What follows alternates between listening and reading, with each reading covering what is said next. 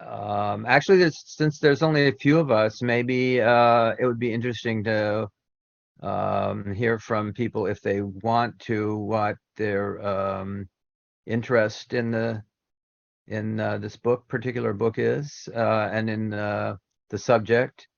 And but I will introduce Madison Van Oort is a sociologist who got her PhD from the University of Minnesota, and she is the author of this a book called "Worn Out: How Retailers Surveil and Exploit Workers and How Workers Are Fighting Back," uh, uh, which is a subject obviously um, near to the hearts of all of people in the socialist movement.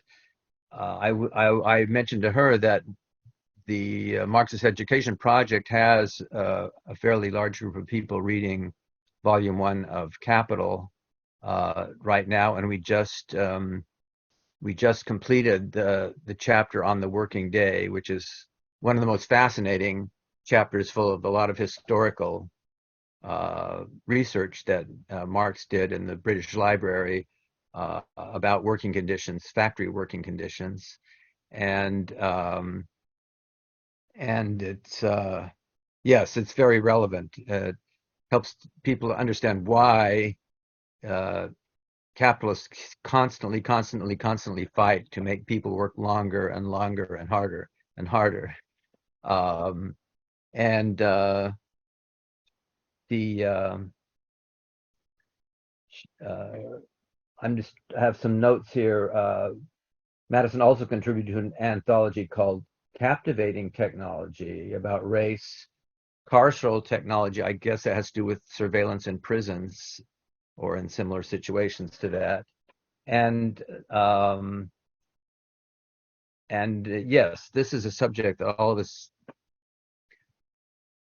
well, I'm sure everyone here is very conscious of it. I'm very conscious of it. The constant every time you turn around, there are cameras up in more places, and presumably, even if no one's actually looking at those cameras, that information is all being kept and compiled and probably sold to advertisers and everything else you can imagine.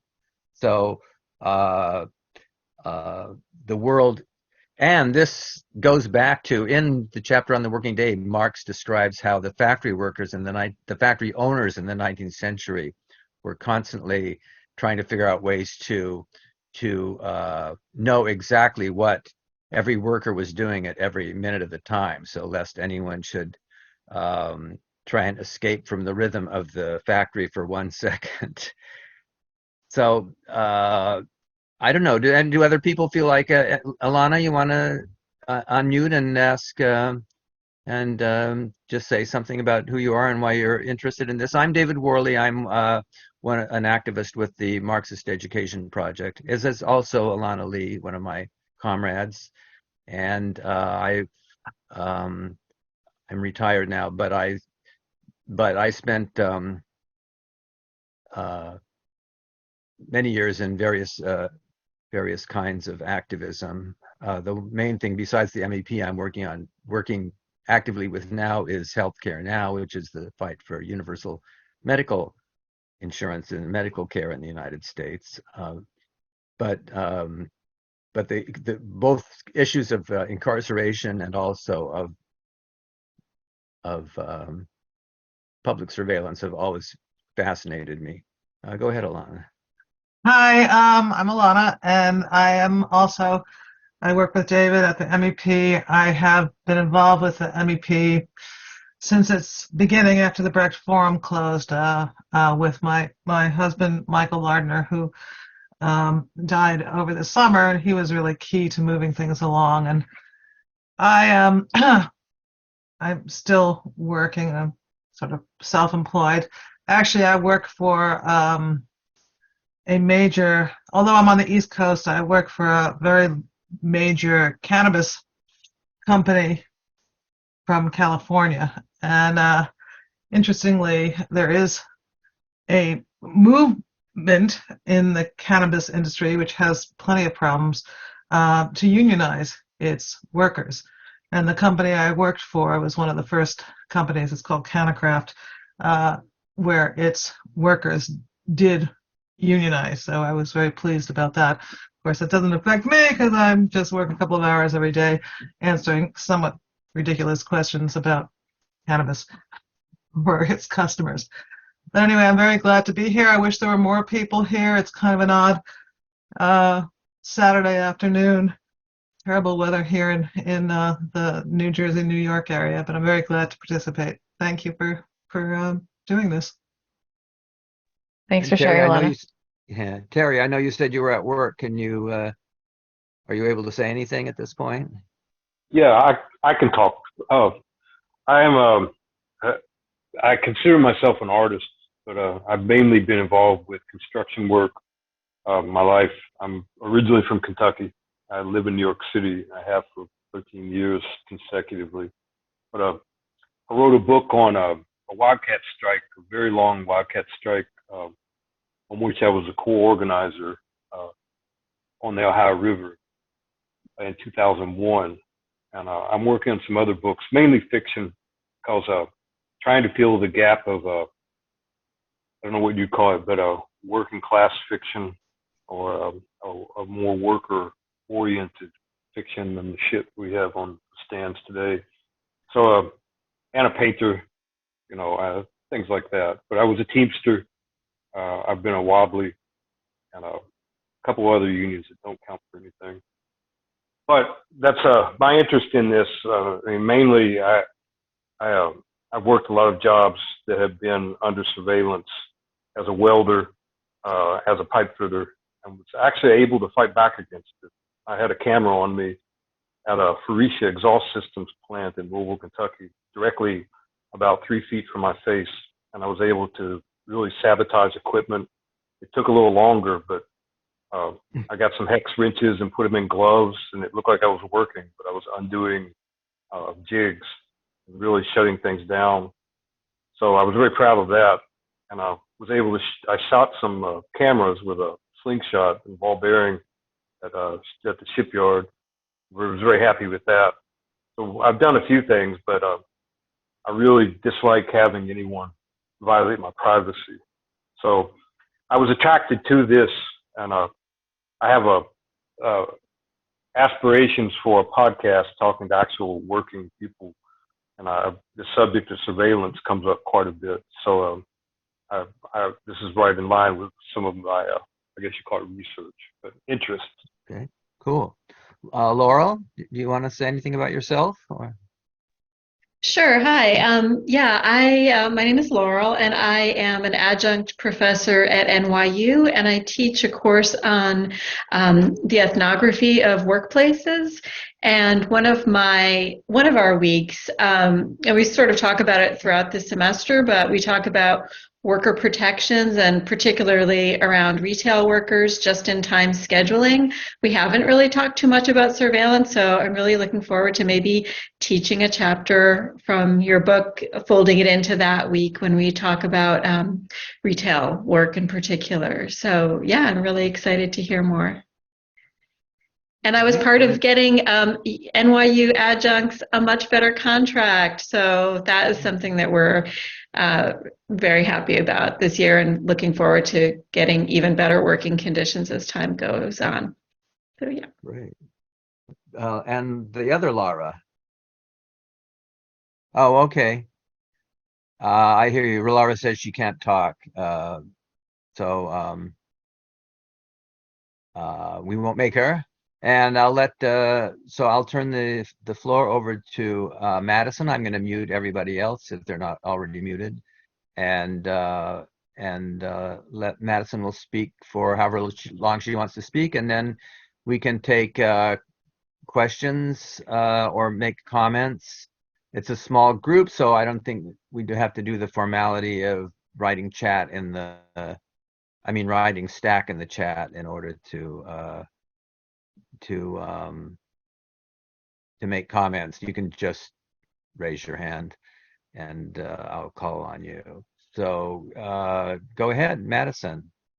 Great. Well, thank you so much for the introduction, and thank you to everyone for sharing a little bit about yourselves, those who are able to. It sounds like we're a small group, but come from really different, fascinating points of struggle, and so I'm excited to see how this conversation unfolds, and thanks again for spending your Saturday afternoon with me. So my name is Madison, and I'm going to be talking about my book that's called Worn Out: How Retailers Surveil and Exploit Workers in the Digital Age, and how workers are fighting back. And this is a project that I started as my dissertation research for my PhD program. And then I wrote the book when I was done with the degree. I was out of academia. So it's sort of at with one foot inside academia, one foot outside of academia. So it's kind of an interesting place from which to be writing and speaking about it. But I tried to be pretty intentional about writing in a way that was more accessible than a lot of academic books are written. So I'm hoping those who do get the chance to read some of the book find it a little bit more easier to digest than a lot of contemporary academic writing. And this book focuses on the case of fast fashion retail workers. And I'll talk about why I focus on fast fashion in particular for that sector of retail and why it's important to my book. But the plan for how I want to go through the talk today is I'll sort of lay out the context for the research project. I'll talk about why fast fashion was this unique case study. I'll walk through some of the main arguments of the book, and then I'll zero in on one chapter that in which I talk about a loss prevention conference that I attended. So this is a place where tech companies go to sell their latest technologies to retailers. And I'm only able to cover it in the book somewhat superficially, but a longer chapter on that subject appears in the anthology that David mentioned called Captivating Technology. And I wanted to zero in on that in part because I think it's one of the more fascinating and somewhat terrifying aspects of the fieldwork that I conducted. So I'll walk through some of what I experienced and witnessed there and tie that to some of the things that I experienced as a retail worker myself and what I heard from the folks that I interviewed and spent some time organizing with as well. And then I'll wrap up the conversation by talking about some of the things that I've been thinking about since the publication of this book. I'm no longer in academia, so I don't have like a formal research agenda, but there have been a couple of threads that I've been able to pull on since this book came out. So hoping we can use that as sort of a platform for discussion. Oops, sorry about that. I began this project in 2015, and you might recall that that was a moment in which there were a lot of retail stores that were closing down. So there was Sears, JCPenney, Victoria's Secret, Abercrombie and Fitch, all across the board. There were a ton of retailers that were shutting down, if not closing altogether. And commentators tended to call this the death of retail. They called it a retail apocalypse. And they blamed it primarily on the rise of online shopping. And this seemed to me to be a part of the equation, but it didn't really satisfy my take on what seemed to be going on across the industry as a whole. And one of the reasons I thought this explanation wasn't quite sufficient at that time was that while a lot of these more traditional department stores and branded retailers were closing down, we were seeing the rise of and proliferation of another form of clothing retail, and that's called fast fashion. So I currently live in Minneapolis, and we have the Mall of America located just outside Minneapolis, and I witnessed how when those department stores closed, those anchor department stores left the mall, in their place, we got multi-level Zara's, H&M's, Forever 21's. When I conducted this research, I was living in New York City, and all across the city, they were popping up all over the place. These are a couple of screenshots and stories that came out at the time about H&M opening its world's largest location at that point in Herald Square. Zara was buying up really expensive real estate. So that really didn't seem to fit with that narrative that was going on at that moment about this death of retail. In fact, it seemed that this other form of retail was really proliferating. And when I dug a little deeper, I saw that the CEO of H&M, Stefan Persson, was regularly on the list of the world's wealthiest people. Amancio Ortega, who is the CEO of Inditex, which is Zara's parent company, actually for a brief moment in 2015 topped the list of the world's wealthiest people. I think he outstripped Bill Gates for a very brief moment of time. And so again, fast fashion seemed to be this really powerful industry that I didn't see a lot of people within academic or activist circles taking seriously. At the same time, I was also learning more about some of the activist and organizing work that was happening with retail workers around on-call scheduling and automated scheduling. So that was something that was on my mind about how they're really exploiting workers in new ways.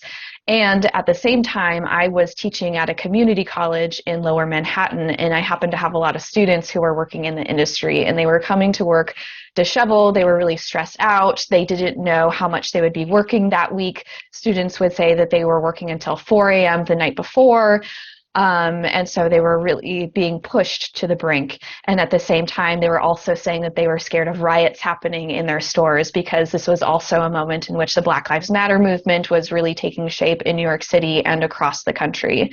And so it seemed to me that in all these different ways, fast fashion in particular seemed to be a sector of retail and clothing retail specifically that had a lot to potentially teach us very broadly about work and life in this moment, but also about these issues of just-in-time labor, of automated scheduling, of worker surveillance, and how it might be connected to broader issues of surveillance and policing across society, and also what I was seeing in terms of these overlaps of different struggles for economic, racial, and gender justice. So that was why I decided to focus on fast fashion for this study.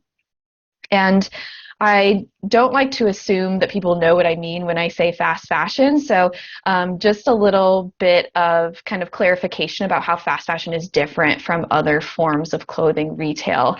I'm sure most people on this call are familiar with just-in-time production and what that means in different sectors.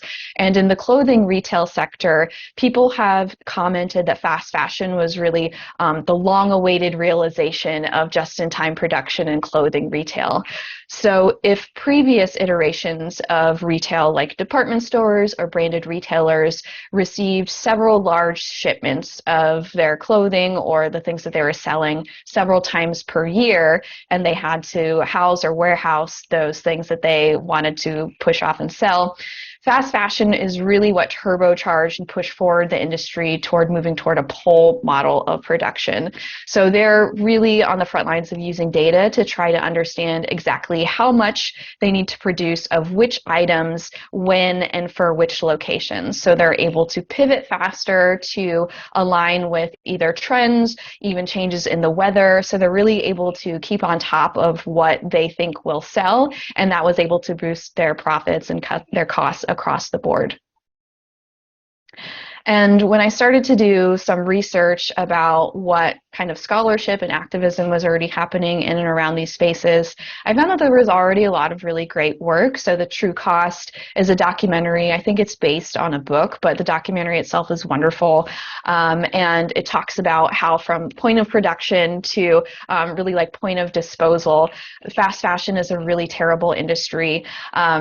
Retail as a whole has a lot of damage that it does across the supply chain, but fast fashion is really at the front lines of relying on really toxic chemicals to make the garments that it produces. We know that the people who manufacture the clothing are exploited in really horrific ways, including, as the Made in LA documentary shows, right here in the United States, for example, with the Forever 21 garment factories. And there was a lot of really great activism that's happened in those spaces as well.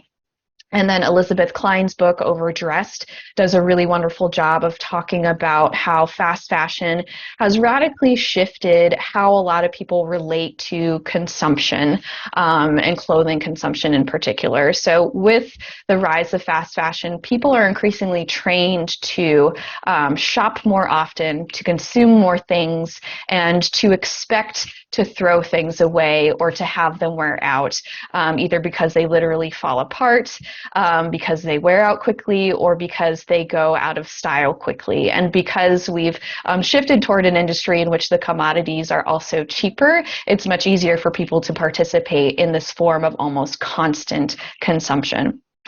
But what I didn't see in all of this really great work was the experience of people who worked inside retail stores. And so that was this gap that I was hoping to fill with my project. What does fast fashion do to the work and the labor of working inside a clothing retail store? And what can that teach us about work in this moment? So my overall questions for the book are, number one, how do technologies associated with fast fashion retail exploit workers in new ways? And then number two, how are workers fighting back? So I was interested in how this played out at both individual and collective levels, and I'll talk about that in my talk today. And to do this work, I undertook what was one of the first ethnographic studies of the industry. So by ethnographic, I mean it's based in the discipline of anthropology, where you go out into a field and you really immerse yourself in a specific social world. So I got a job at two different major fast fashion retailers in New York City. I worked with the Retail Action Project, which was a retail workers center based in New York City, on and off for about a year and a half. And I conducted interviews with people who worked in the industry around the country. I interviewed people who worked at the Retail Action Project, and I also interviewed people who participated in Black Lives Matter actions that happened in and around retail spaces during the course of my research. And I want to call out that the research that I conducted when I was working as a retailer, as a retail worker, was done covertly. So that means that I wasn't open about the fact that I was conducting this research. And this is pretty unique for academic research that involves human subjects. Typically, the kind of standard operating procedure is to ensure that every single person that you interact with knows that they are being exposed to or is participating in a study. But when I worked with my university institutional review board to figure out kind of the most ethical way to go about this research, they helped me see that if I was open about the fact that I was doing this research with potential employers, I probably would not have gotten hired at all. But if I were to sort of hide the fact that I was doing this research to the people who hired me, but then was open about it with my coworkers, if my employers caught wind of that, that of course could have detrimental consequences for my coworkers, and we didn't want to risk that. So that's why that aspect of the study was done undercover, covert. And so when I was in the field as a worker, I tried to be really careful about paying attention to the work process, paying attention to how I personally experienced the workplace and the different digital monitoring and surveillance mechanisms. And I was also careful not to get too close to my coworkers in those spaces. It didn't feel ethically right to do that in those places. And so what I did was I got a lot of those personal stories with interviews from workers who worked at different locations. So that's how I kind of navigated that. And this is an overview of the book. So I'll just provide a very brief kind of summary of each of the chapters in the book. I start by just kind of laying the groundwork, talking through some of the things that I just mentioned in terms of why fast fashion is a really important location for understanding retail kind of in general, and why New York City was a really great location to do this research. A lot of fast fashion retailers have their flagship locations there, so we can kind of see the industry at its most extreme. And of course, the city itself has unfolded in a way that really supports business and has shaped life in a really particular way. Chapter 2, Algorithmic Scheduling Unstable Lives, looks at the different ways that retailers manage people's lives outside of the workplace. So I start this chapter by talking about the rise of automated scheduling. So this is digital tools that retailers use to create schedules, and it relies on algorithms that takes a ton of different data, weather data, past traffic data, to try to estimate exactly how many or how few workers are needed at any given moment. And I talk about how this makes a stressful workplace even more so. But there had already been quite a lot of organizing efforts around this issue. So much of that chapter actually focuses on a different aspect of how retailers control workers' temporal lives outside of work. And that was actually through the application and interview process. I found that when I was trying to get a job at these places, all of these retailers demanded and really looked for open availability so that you could have that sort of on-call approach to your employment and to your schedule. And I found that the interview process was set up in such a way that it weeded out anyone who couldn't demonstrate that they had total flexibility and open availability. So I went through multiple rounds of interviews, which with each of these retailers beyond the two that I worked with. And at each point, they would say, like after the first round interview, we would be called back maybe the next day, maybe it'd be in a month. And if you're really looking forward to that paycheck to pay your bills, which I was at the time, that was really stressful. And I realized that this was a way that they could ensure that the people that they did end up employing were able to provide that open availability, which is really important to their labor model. Chapter 3, The Automated Heart, the Digitization of Service Work, engages with an idea that Arlie Hochschild wrote about in her book, The Managed Heart. So she talked about the rise of emotional labor in service work. So her whole argument was that in the service industry, people are taught and forced to manage their emotions in order to sell a service. So they weren't selling a product, they were selling an experience or a service. And in the case of retail, in past iterations, we might see this with, like, if you go into a department store or a place where they are supposed to be providing customer service, they might have like canned lines that they say to you, or they might be trying to upsell you in a certain way. But what I found in fast fashion was that customer service was almost non-existent, or at least that interactive service work was almost non-existent. And I argue that that is because that work of getting to know the customer and the customer's needs and desires was automated. It was done by all of these sort of big data digital tools that was able to scrape different sources of information to paint this picture of customer needs and desires that was much more sophisticated than any human store associate ever could. And as a result of that, that automation didn't lead to the elimination of the retail workforce, but what it did was transform the experience and the labor process within those stores. So in that chapter, I show how at 4 different zones, in the stock room, on the sales floor, in the fitting room, and at the cash register, there is a deprioritization of interacting with the customer, and instead the primary focus is really on the garments moving in and through the stores. Chapter 4 is what I'm going to focus on today, and that's about how retailers use new technologies to surveil workers. So I start that chapter by talking about this loss prevention conference that I went to, and as I mentioned, that's what I'm going to dig into more in just a moment. But I talk about how the rise of automated scheduling has led to this workforce that's primarily part-time, essentially on call, even if they're not formally on call. And because there are more workers churning in and through the stores, the turnover is really high, it's virtually impossible for the managers to keep track of their employees. And so because of this, I argue that this instigated kind of the birth of these additional forms of monitoring and management. It was not uncommon to hear my managers ask people, hey, do you still work here, when they see people moving in and through the stores. So they relied on additional forms of tracking. And in this chapter, I look at biometric fingerprint scanners that were used for time clocks where people clocked in and out of shifts and for breaks. And I also look at point of sale or cash register monitoring where they were able to track cashier performance. And chapter 5, Confronting Digital Surveillance, talks about my experiences with the Retail Action Project and what I heard from people who participated in Black Lives Matter actions in and around retail spaces. And in that chapter, I think through how digital technology really served as kind of this connective tissue for understanding why these movements overlapped in so many ways during that moment. So they overlapped demographically in terms of who was participating in the movements and who is impacted by the issues that were central to the movements.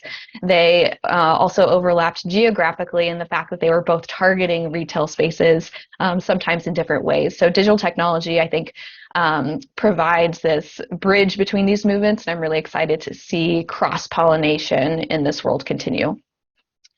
In chapter 6, Refashioning the Future of Work, I essentially ask, what can people do after they've read this book? What can they do with this information? And I also think about this phrase that we hear about so often now, the future of work. And I actually push back against this framework, and I instead propose that we phrase it as futures against work. And this is a way to kind of recenter workers in this conversation, because future of work so often implies that these digital technologies are removing all forms of autonomy and agency, both at individual and collective levels. So I think if we can reframe it as futures against work, that kind of puts workers and workers' struggles back into the conversation, because as folks on this call know, they have always been central to thinking about the relationship to work and technology, right? So my sort of broad overall argument that crosses the book is that as the forms of retail have evolved, so too has the labor process and the surveillance method. So if in early 20th century department stores, there was a focus on skilled selling and of really knowing the product, knowing the customer, in that moment, in that era, and in that form of retail, there was direct managerial human oversight.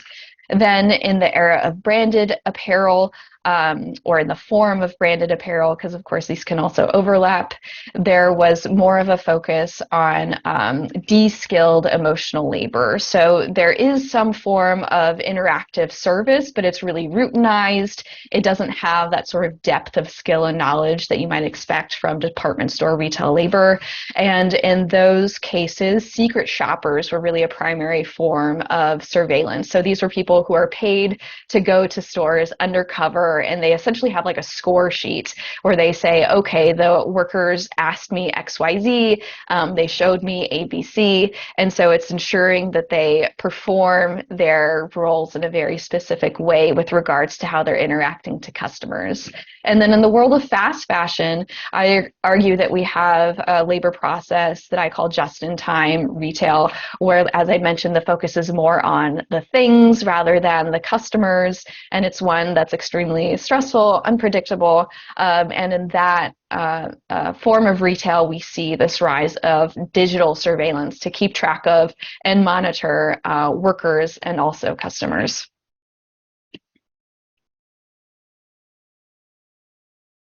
All right. So when I went into the field, I actually didn't anticipate technology and surveillance being a central focus of my study. It was really once I entered the field myself, and I was reading a lot of really great work that was coming out at the time that sits under the umbrella of critical surveillance studies. So this book on the left by Simone Brown is called Dark Matters. There's this anthology called Feminist Surveillance Studies.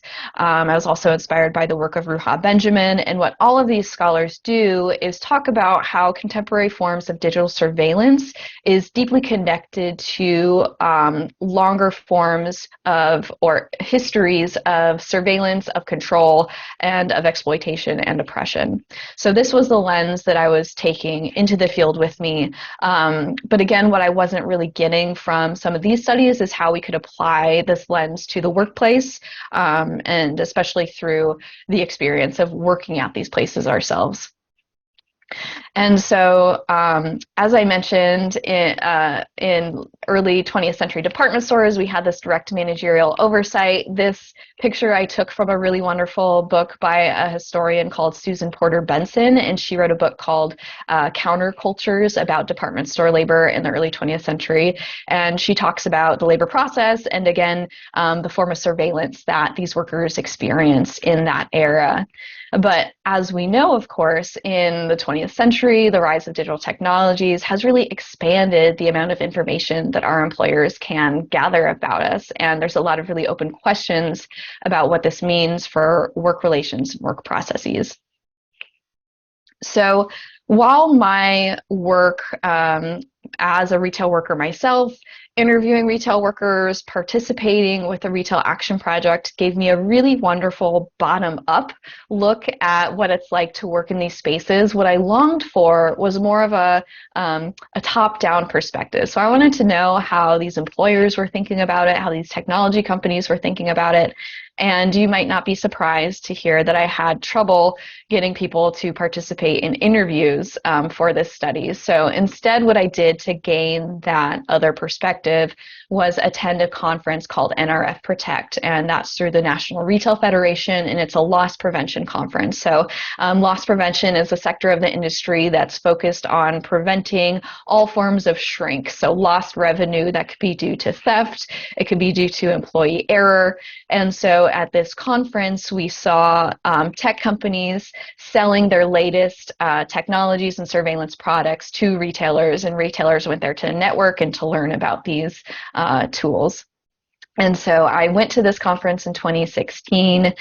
And what I will do is walk through 3 major themes that I encountered at this conference and try to think through what it means about what it's like to work in retail. And while this conference wasn't itself focused on fast fashion, it talks about kind of like the broader retail industry. I think it connects really well to what I experienced and heard about in fast fashion. So it all started when I entered the conference space, and there was a DJ playing right by the escalator, and they were playing very eerily similar music to the one that I was exposed to as a retail worker. So almost immediately I noticed that the conference was trying to foment this feeling of fun. And you can see in this photo here that throughout the conference, all of these different vendors had various gimmicks in which they tried to pull people into the conference to have fun. You can see, I think, some foosball here, someone wearing a VR headset. I myself played mini golf. I got some lip balm that was emblazoned with the logo of a fraud detection service.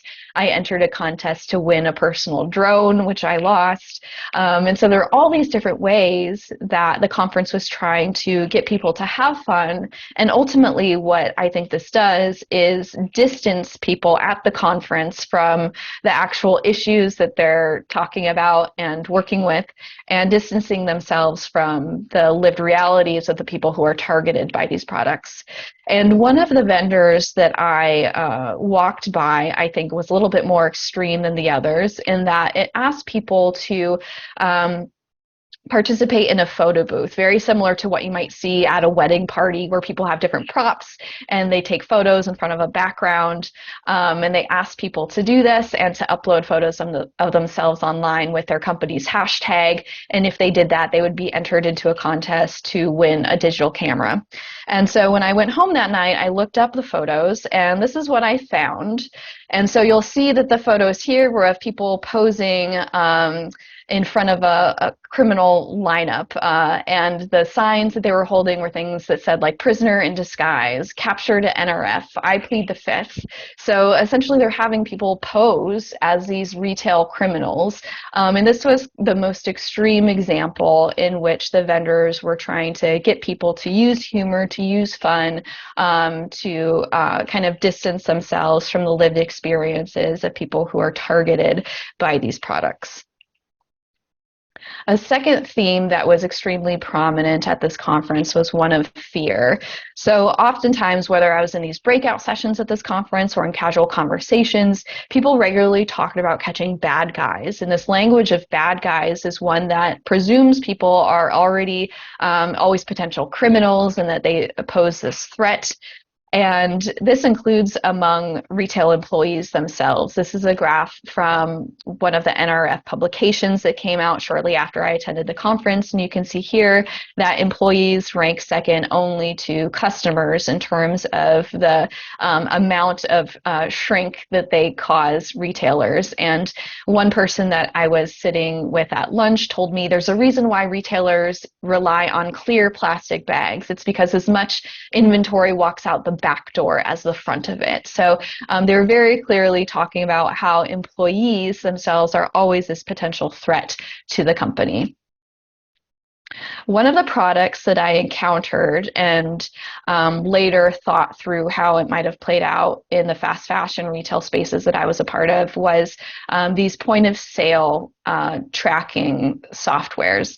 And so this is an example of one that I encountered at this conference. And with this software, employers were able to monitor all of the transactions that happened through their cash registers. And they were able, with this information, to identify high-risk stores as well as high-risk cashiers, which you can see in the top left and top right quadrants.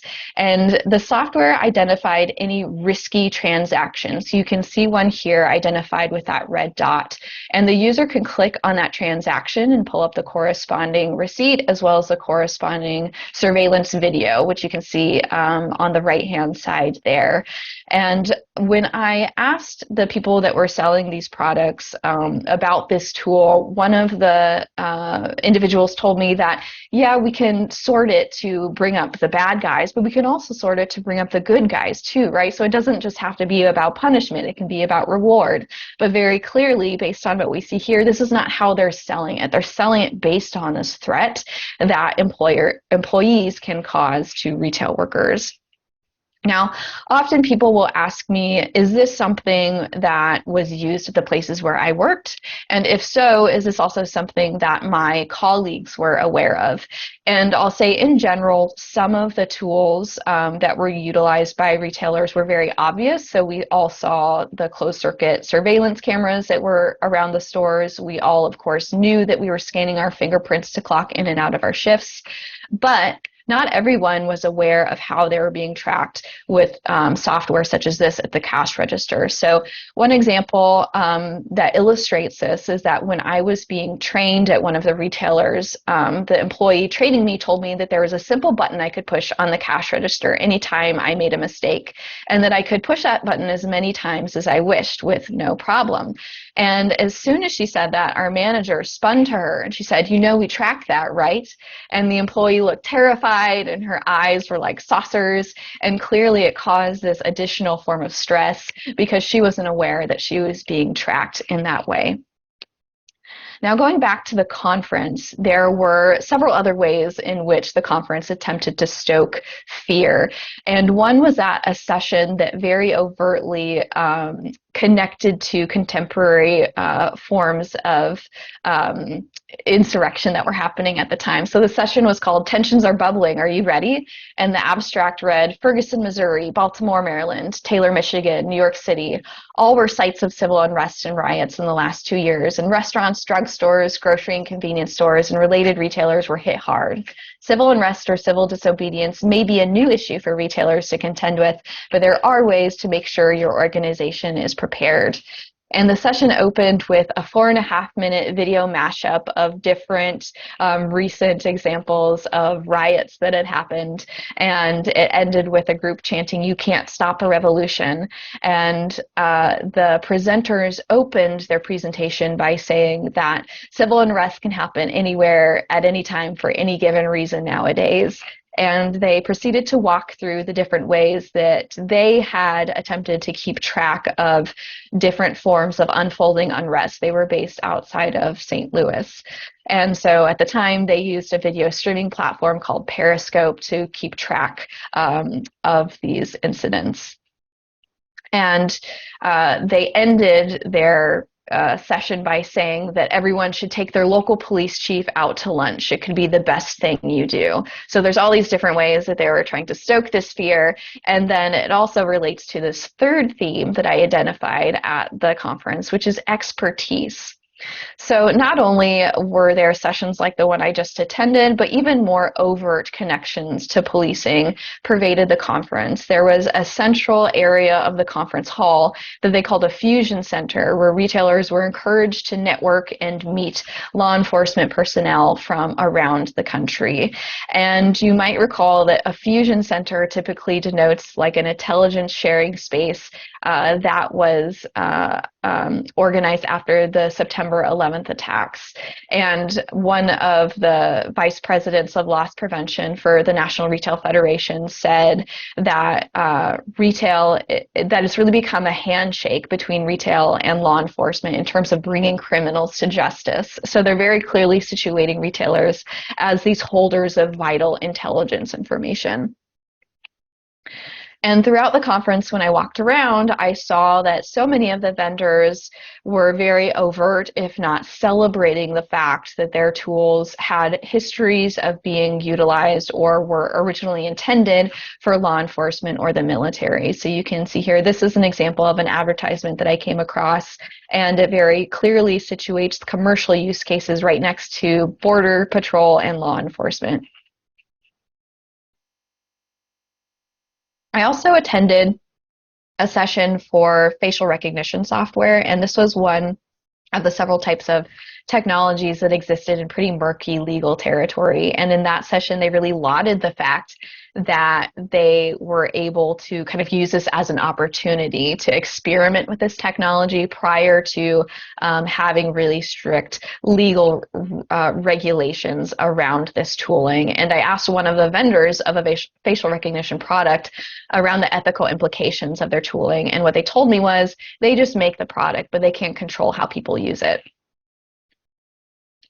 And there were several tools that very clearly kind of played off of and built on predictive policing technologies. I encountered one company that was selling a crime forecasting model, and the person that was selling this tool said that retailers used to try to allocate their loss prevention resources by saying, okay, I have a budget of X, and so I will divvy up my loss prevention resources based on my budget.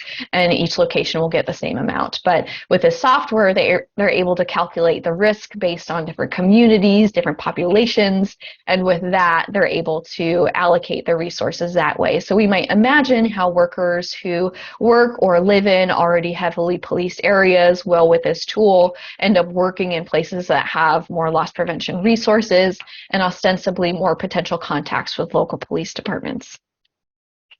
Similarly, in a magazine that I picked up at the conference, there was an article about technology that mapped tweet sentiment and used that score to, again, allocate loss prevention resources. And the example that was called out in that article said that if tweets around a store are found to be more negative than the average for the country, more references, for example, to statements like, I hate my job, then those stores showed a higher shrink rate than the rest of the country. So we might consider how locations where workers might be likely to share their discontent online are also places where they'll be exposed to higher loss prevention resources, and again, potentially more points of contact with police or other state agencies. So taken together, this conference really showed how retail, technology, and the carceral state are working together to normalize surveillance of these workers in a way that exacerbates already existing forms of inequality and potentially increases points of contact between marginalized workers and police. But while this indicates a really sort of dark picture of what's going on in retail spaces, I also document throughout the book the different ways that workers resisted technology and surveillance, both individually and collectively. One example was when I was being trained at one of the retailers I worked at. I was told of employees sort of sneaking off to the fitting room, because this is the one of the few locations without closed circuit television, and workers would take selfies, they would post them online, and one person did this and used the caption, supposed to be working, haha, hashtag time stealing. And their manager happened to follow them online, and even though the worker deleted their post, the manager got this worker fired. Now, I had never heard of this hashtag, and so when I went home, I looked up this hashtag. These are some of the examples that came back. These are obviously quite dated. I'm sure there's a lot more out there now, but there's all these different ways that workers are using the same tools that are used to monitor them to express their discontent and to connect with others. And there are some social theorists who talk about this sort of complex dynamic about how the same ways that people connect with each other and push back are also the same tools that we know are tracking us all the time. And so they call this the expository society. It was Bernard Harcourt who coined this term. And so the idea is that we're exposing ourselves almost willingly because this is how we think to connect with people in this moment.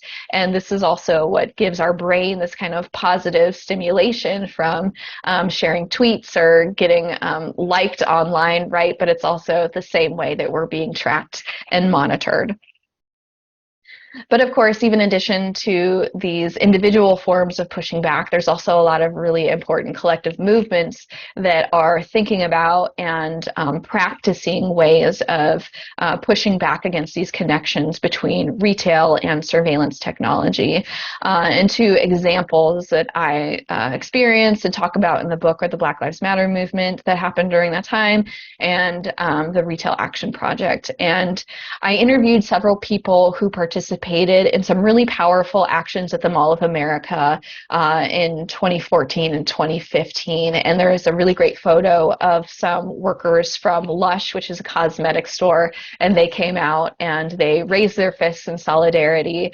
And we found out after these protests that there was a company called Geophedia that was involved in supporting law enforcement departments across the country in monitoring protesters.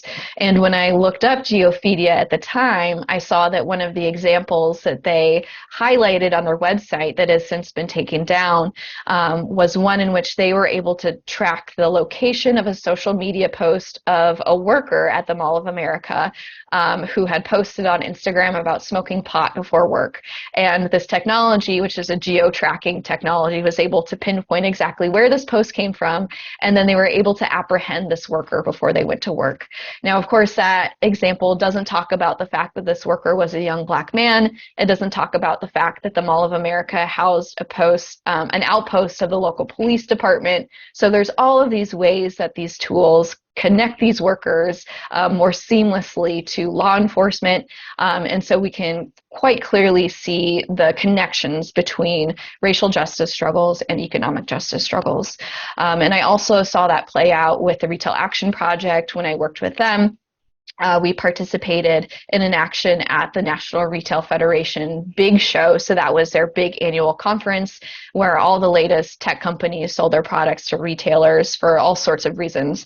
And at that conference, we went in and we dropped a banner and chanted about, at that time, raising the minimum wage to $15 an hour. And then outside the space, once we got escorted out, there were some workers who held a banner with cutout letters that said, "I had a dream." This action happened to take place on Martin Luther King Day. So again, they were very clearly invoking those connections between the lineages of civil rights struggles and economic justice struggles. And since I have published this book, I've continued to think about some of the ways that what I learned in those spaces and in those movements might inform some of the conversations that are currently happening around worker surveillance. And a forthcoming piece that I have is looking at some proposed legislation that was announced in February, and it's called the Stop Spying Bosses Act. And I think this is a really great start because there's so little legislation out there now that puts guardrails on how employers are tracking their workers. But there's a few things that I would be cautious about here. The first one is just the language that they use to frame the issue. So spying bosses implies it's like a unidirectional form of surveillance with one party surveilling another. But we know that worker surveillance is really complicated. The data flow in a lot of different ways. Excuse me, there's some literature that talks about what's called refractive surveillance, so how surveillance of one party can impact another. And one way this played out in retail is that companies wanted to better understand, for example, how customers move throughout their store. But in order to do that, they had to distinguish customers from employees. So this original intention of using technology to understand customers had the unintended consequence of also improving the way technology tracked workers throughout stores. So we have to be careful to not assume that it's just one party tracking another, but that it can be a little bit more complex than that. The second thing that I would be wary about is the fact that retailers often use these third parties to track their workers. So just as I explained in this presentation, retailers are relying on a lot of third-party tools to do this work, and I could see a case in which a retailer says that they are following certain legislation, but they might be trying to skirt around that by reliance on third parties. And then finally, there's no indication here of awareness of the ways that data can travel across different contexts. One of the examples that I heard about at that conference was a repository where different retailers could keep track of workers that had been accused of theft, and they would share that information with each other. So we could see data moving across different employers. We can see data moving between retailers and law enforcement, as we saw all of that information sharing happening at that conference. And so there really needs to be strict precautions that dictate how employers are collecting information, with whom that information is being shared, and to what ends. So that's some of the thinking that I've been doing since wrapping up this project, and I think I'll go ahead and stop there and open it up for conversation.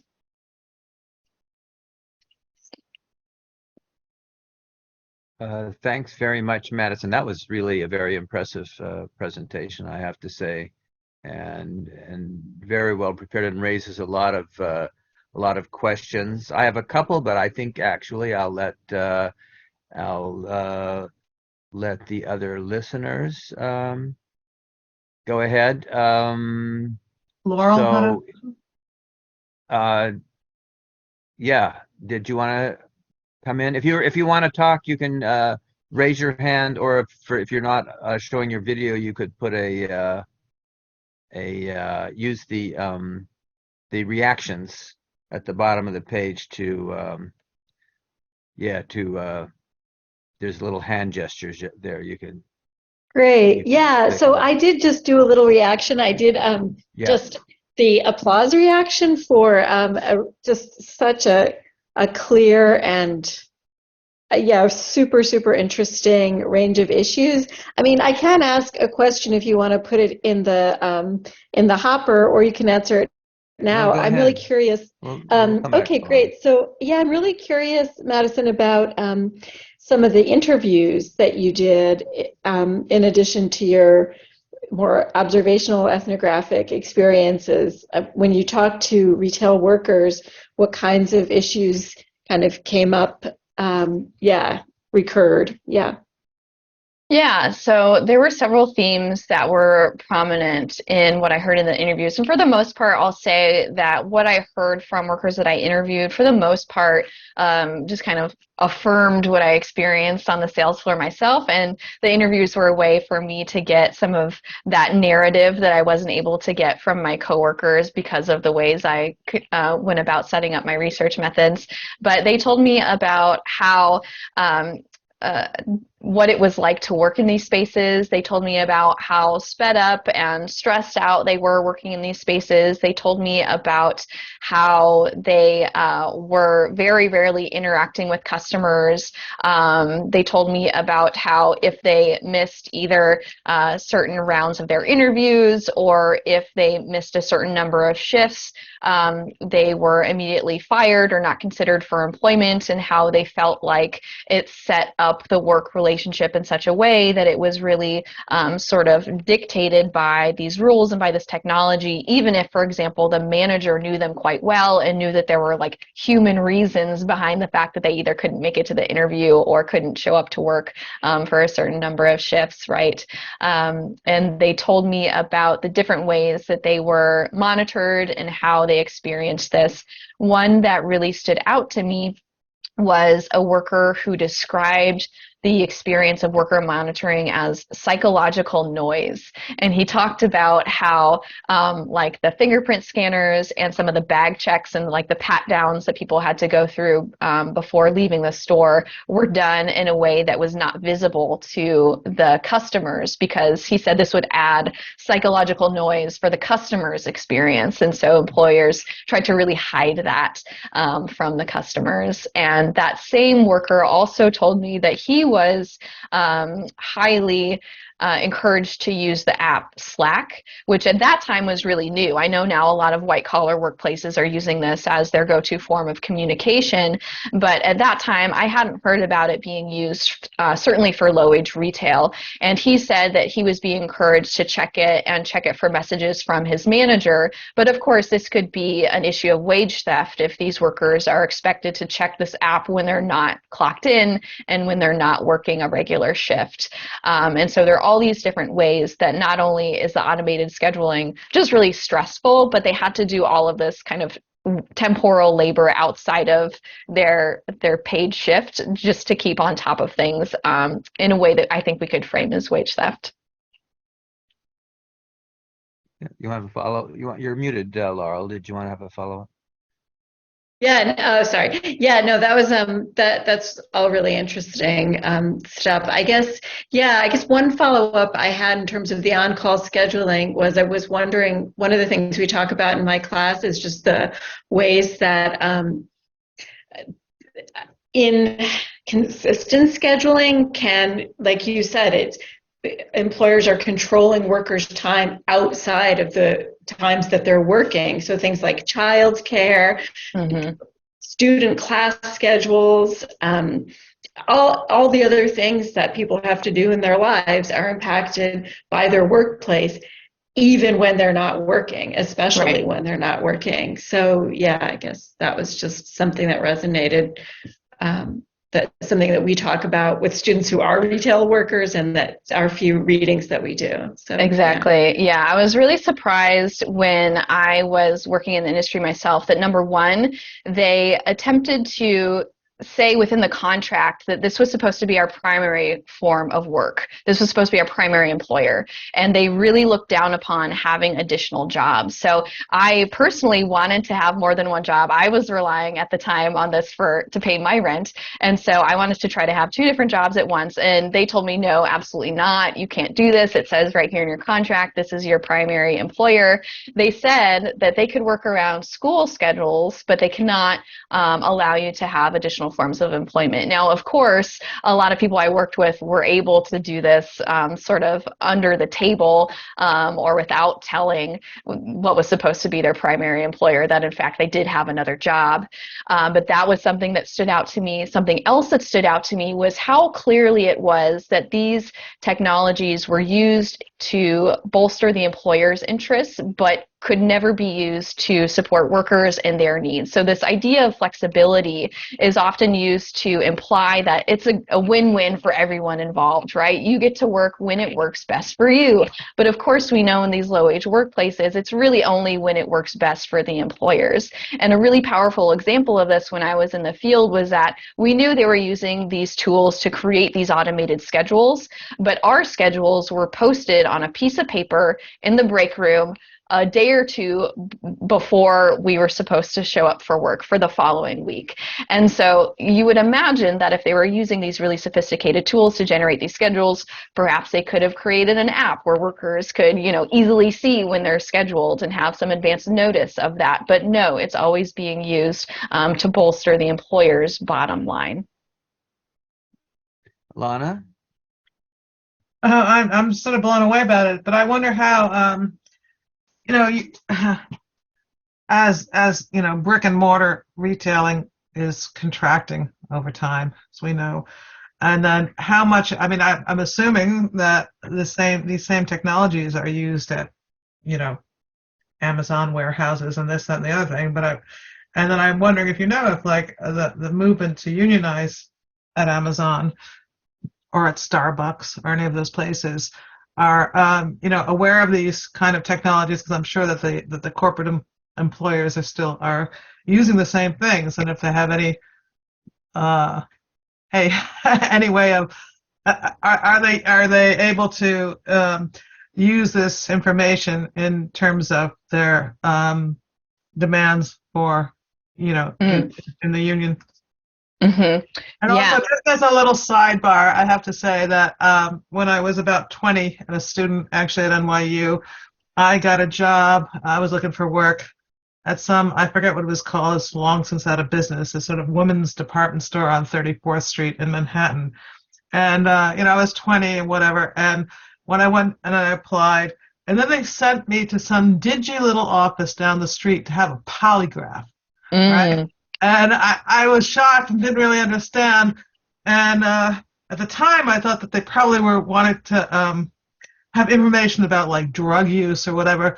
But now I'm thinking they probably wanted to know whether, had a history of shoplifting or something like right. that, So that was like really primitive technology, but certainly those kind of efforts were being used many years Absolutely. ago, since I was 20 in the mid 70s. Absolutely. Yeah. I don't think this is a new phenomenon at all, just that it has really transformed and sort of been turbocharged in this digital era. And I think you're absolutely right that what I observed and heard about in this sector of the industry is very widespread. I think, of course, Amazon is sort of at the front edge of developing and utilizing these technologies. And I think part of what I was trying to do with this project is highlight how this issue isn't limited to Amazon because they get so much space on the news about worker surveillance, and I think it's good that it's raising awareness, and also it's happening in other sectors as well.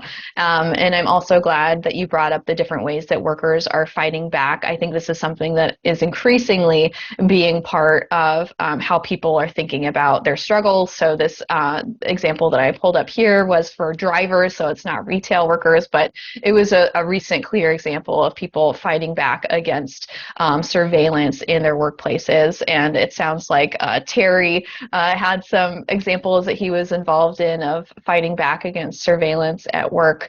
So I'm not aware of unionization efforts at Starbucks and how surveillance might play into that, but certainly something that I'd like to keep an eye on.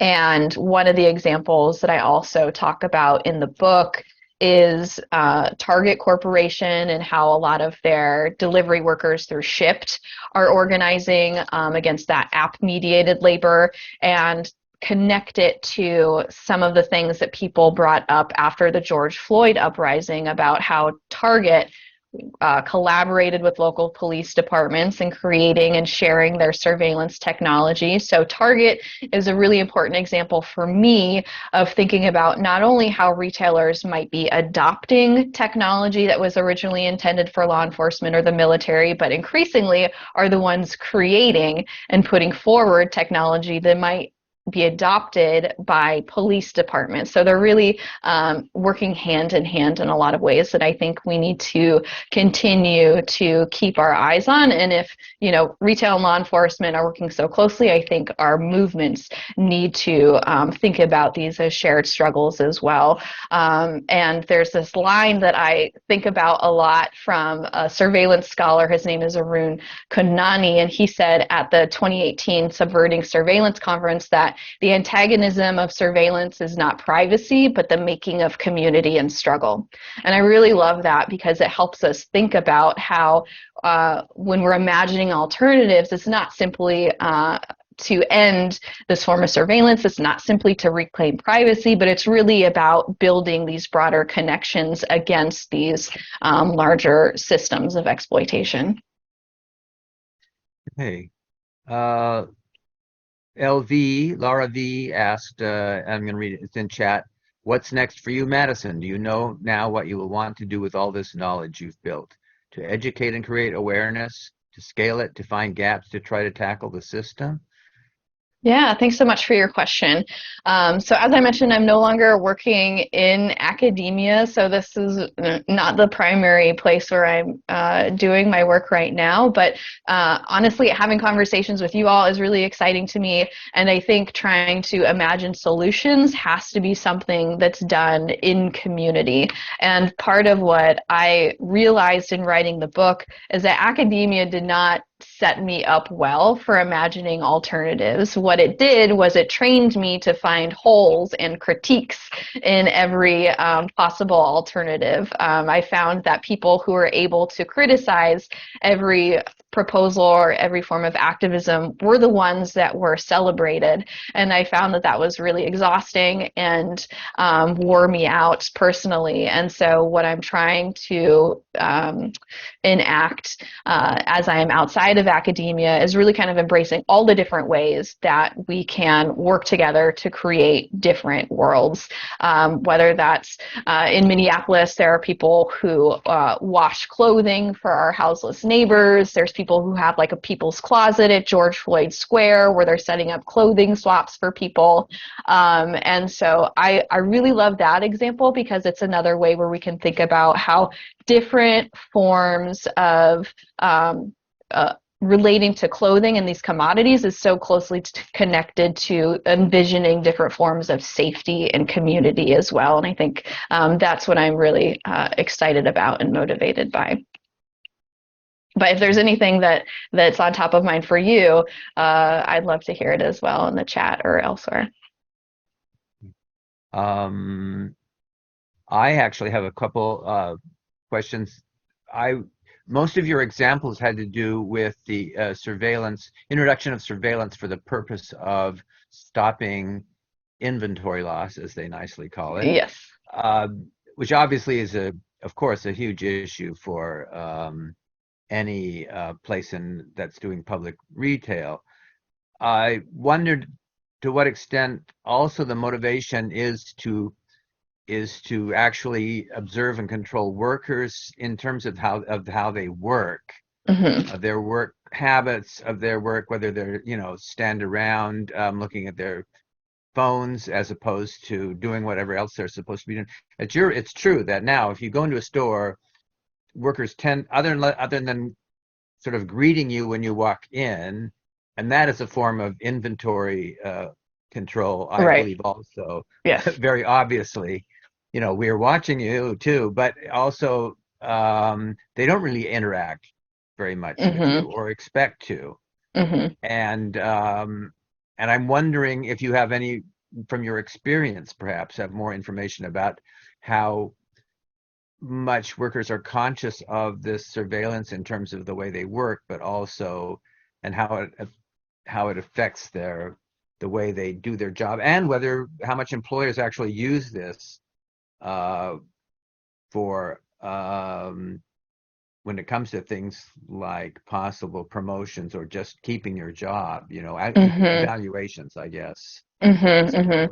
Yeah, great question. So in terms of how employees were aware of and thought about the different tools that were utilized to track them, oftentimes when I ask people in the interviews what they thought of it, they either didn't know much about it, or if they did know much about it, at first it seemed like they didn't care.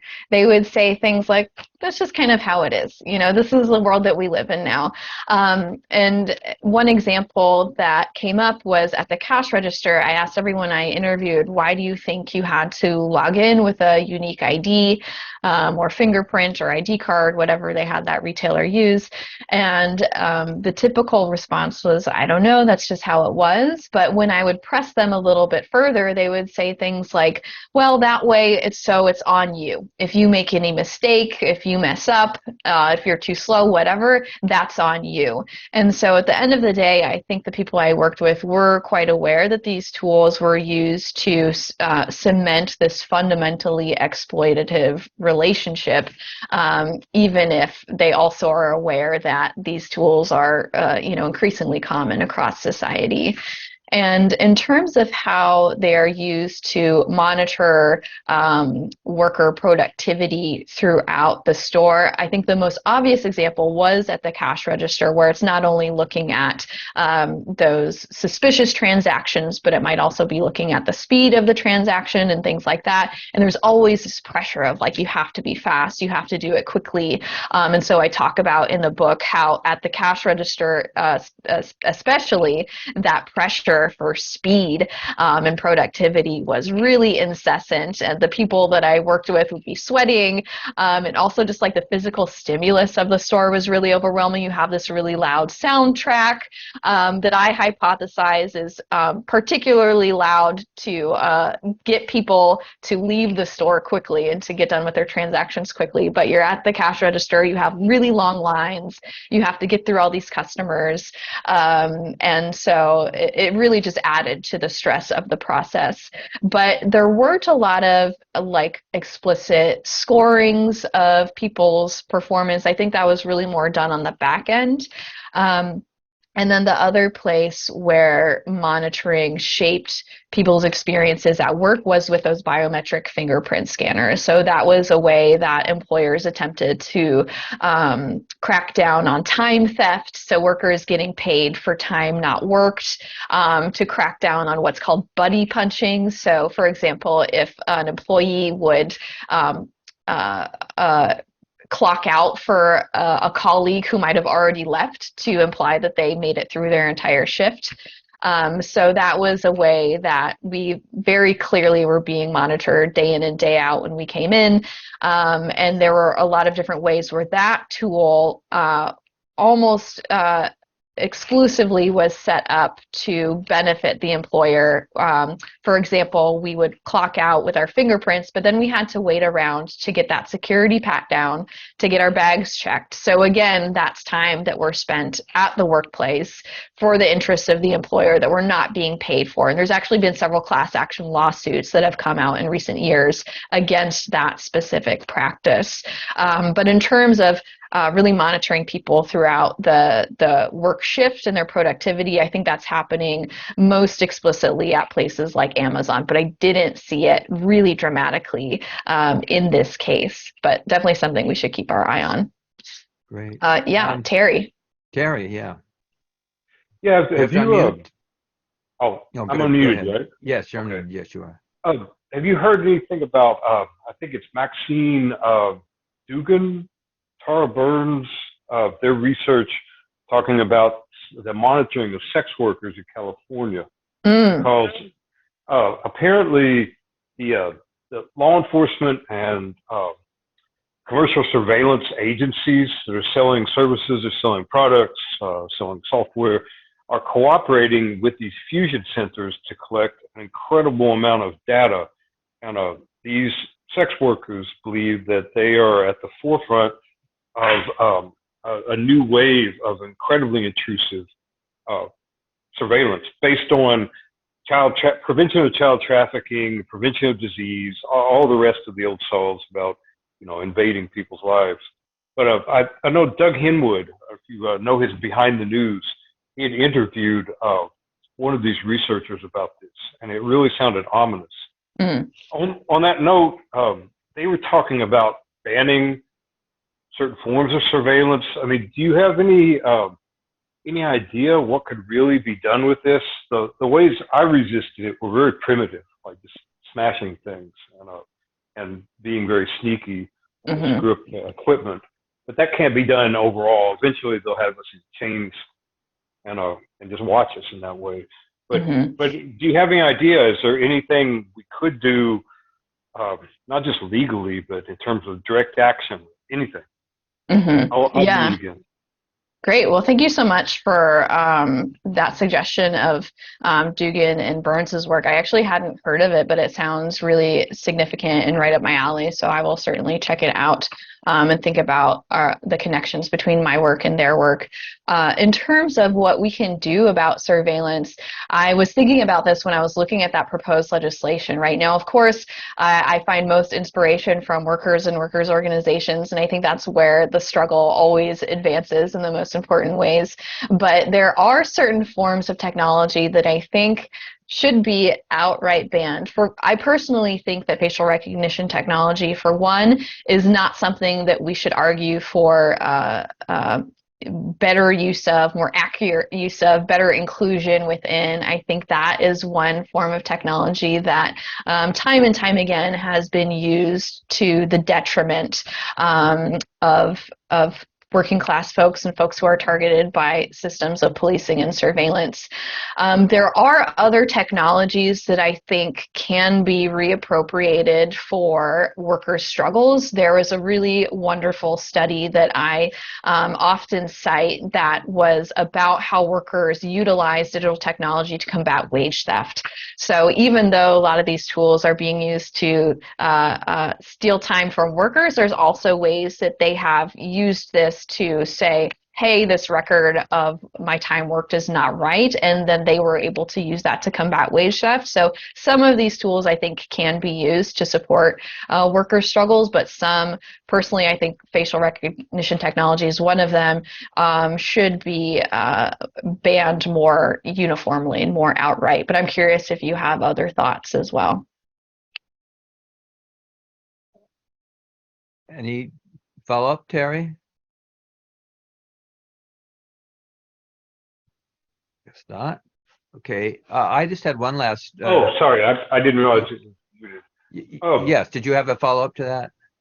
Yeah, I think that we could develop apps and ways of spying on employers, and also I think there needs to be a more concentrated effort to dismantle these technologies. I know people that had dismantled workplace cameras, and I know some folks at different not construction sites, but welding plants and things that had freaked out the cameras by flashing different lights at them that disrupted them. You know, that sort of thing eventually costs employers a lot. We at a place, this was in Kentucky, 2008 or 9. We did this enough where they actually weren't using the cameras. They were still in place, but having nothing to do with a problem with management. I found out that nothing was being filmed, so to speak, by the cameras. They were inoperative, but the lights still came on, like everything was working. And one, in fact, would move, you know, ominously to show us that it was tracking us, but it wasn't actually. It was tracking our motion, but there was no actual recording. It was observation. So we rather than hurting people or even equipment, costing them money is really where their souls are in this. Yeah, there's a lot of examples that I witnessed and talked about in the workplaces that I participated in. And one of the things I was thinking about is how resistance took on a specific, almost like feminized or queer form within the clothing retail space. So I had been reading a lot of work by a scholar named Karen Levy, who looked at surveillance within the truck driving industry. And she has these examples of the workers literally smashing the tracking devices within their trucks. And what I found was a lot more like sneaky, and people would sneak off to the fitting room to take selfies. So they were like stealing back time for themselves. There were ways that people, when they were at the cash register, I heard stories of people inputting codes for different garments if they couldn't find what they were looking for. So that way they were able to still look like they were doing what they're supposed to be doing, look like they're doing it quickly and efficiently, but really they're inputting what they know to be incorrect information. Now, the impact that that has on the company's bottom line, I'm not sure, but I think you're right that thinking about different ways that those sort of subtle forms of subversion could potentially impact the bottom line have the potential to be really powerful. So thanks for sharing. I'm going to ask a final question. I know that very little, there was a time, I think in the 40s and 50s and even in the 60s, when a lot of retail, at least large store retail in the United States, were union members and had union contracts. That's increasingly uncommon, but I'm wondering to what extent existing retail unions and also union organizers are able to use, or that surveillance is becoming a question. For example, are you aware of efforts to write control of labor surveillance into union contracts in retail, or Mm. as it being used as an organizing tool Mm-hmm. in retail. You may not have any firsthand information about that, but I would be curious if you do, since you've been studying the Yeah, so issue. when I was working with the Retail Action Project, I think one of the reasons why their format was so important in that moment, they had campaigns at Zara and a couple other major fast fashion retailers. And part of the reason for doing that direct action as opposed to attempting a union organizing campaign is that the turnover in fast fashion is so high that trying to get a sustained group of people that they could coordinate to participate and have a successful union drive was really, really difficult. And so they had to, or decided to, organize outside of that union forum. But their parent union, the Retail Wholesale Department Store Union, actually was successful in unionizing at least a couple locations in New York City. I know there is at least a few locations of H&M, a few locations of Zara that they did successfully unionize. But in general, I know from the organizers I talked to, just that turnover and the schedule turnover even throughout the day made it really difficult to build relationships with workers and to get people involved in union drives and to have them be successful. I think there was maybe a second part of your question and I'm forgetting it now. No, I just wondered to what extent the Oh, whole sure. issue of surveillance was a Surveillance was part of factor it. That's right. in encouraging people to join unions, I didn't being see used as an that. organizing tool. I didn't see that super overtly while I was there, and that was something I ruminated on quite a bit, like why aren't they talking about it more explicitly? And what I found was that it was part of the landscape of struggle, even if they didn't talk about that as an overt demand. So the fact that they brought their participants to the National Retail Federation Big Show, where these technologies were being sold, I think is a way that that showed up there. One of their big efforts when I was working with them was to ban on-call scheduling and to place protections on how far in advance workers are given notice of their schedule, so that scheduling in particular is a way where technology is very central to that issue, even if that's not really central to how they're framing it, if that makes sense. I anticipate that as we move forward, especially because in the past few years, since the pandemic, since worker surveillance and the different ways that employers are monitoring employees has become so much more widespread and commonplace, I anticipate it will become a more overt part of union struggles and workers' struggles as well. But it was always there, just not on the surface. Okay. Anyone else? Any last words from anyone else? Any last words from Madison? I just want to thank you very much, Madison. It was really very interesting. And I hope, David, that you'll get Madison's permission to post this on the MEP's, I guess, YouTube channel now, because I think it's a really important discussion, which a lot of people are completely unaware of. And it's important, especially your focus on organizing, that this is not just a question of surveillance of workers or whatever, but that people need to be organized around these issues, and the hand-in-hand relationship between corporate retailers and law enforcement is just shocking and terrible. Not surprising in where we're living at right now, but so thank you, and I'm